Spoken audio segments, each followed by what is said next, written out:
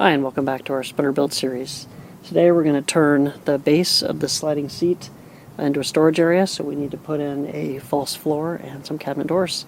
So let's get started. Here's what we're working with. We have a seat that slides on this Volkswagen rail system, and it slides the entire length of the van. So we want to take advantage of the storage area, and I've been using it as a storage area, but every time I move the seat, then I have to move all the stuff. So we're going to put a false floor in here, and then we're going to put some cabinet doors on this. I'm trying to keep the whole thing as light as possible. And what I found is that this 1/4-inch bamboo is very dimensionally stable, and since I won't be putting anything heavy in here, we're going to go with this. I've been using it as the bottoms for my overhead cabinet for a while now, and they haven't deflected a bit. So here's what we're doing.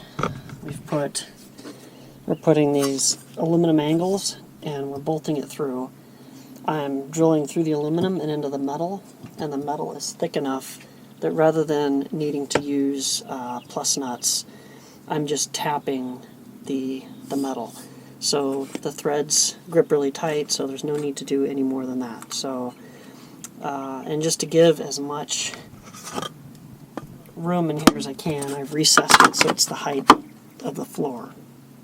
Now, I'm planning to put felt on top of this so that the stuff doesn't rattle, but I don't want it bolted down. I want this removable because I have a little kid. And where do you think all the toys go? They go under the seat of no return. And so when I slide the seat, toys get lodged under there all the time. So I'm going to be able to pull the floor up just by lifting it. So let's go ahead and drill some holes. We haven't done this side yet, so let's go ahead and work on that now.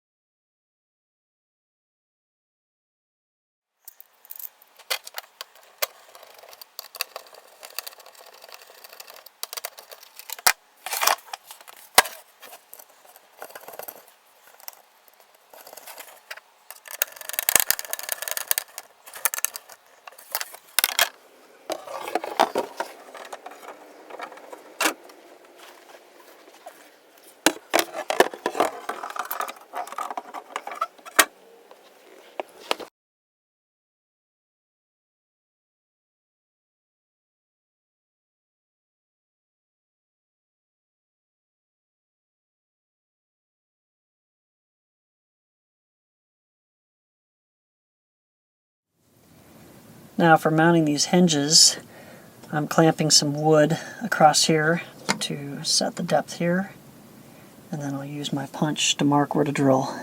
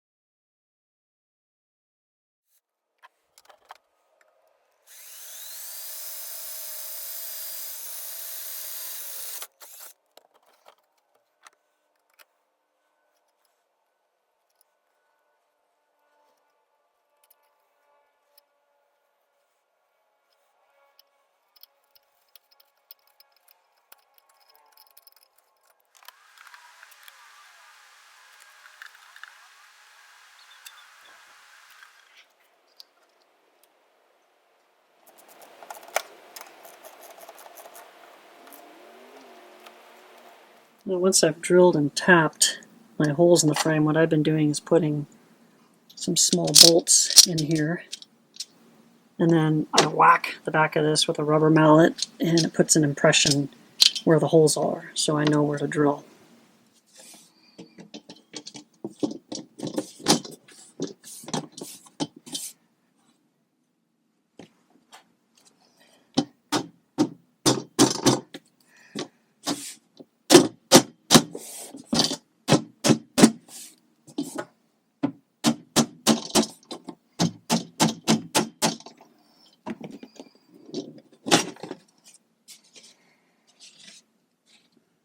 Now it leaves dents where the holes need to go.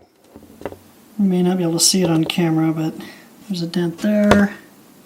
There's another one right here, so that's where we'll drill.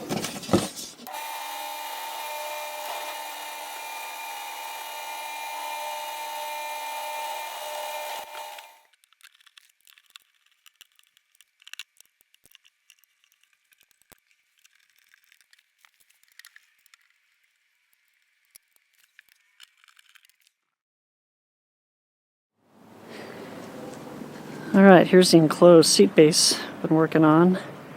There were some, of course, challenges like there always are.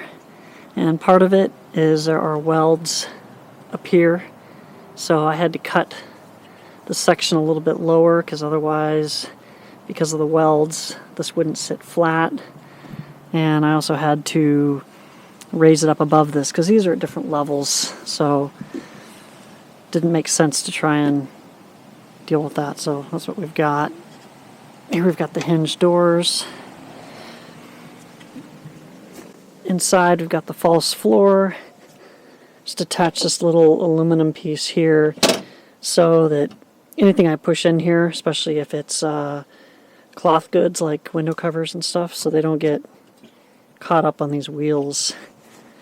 So the floor, for kid reasons like I mentioned before, I'm able to remove the floor if and when something gets lodged under there. So both of these open. And then of course there's a panel across the back, which I can't get to right now. So now I just need to do final fitment. I need to sand this down, smooth the edges, and put some polyurethane on. And here's the final enclosed seat base.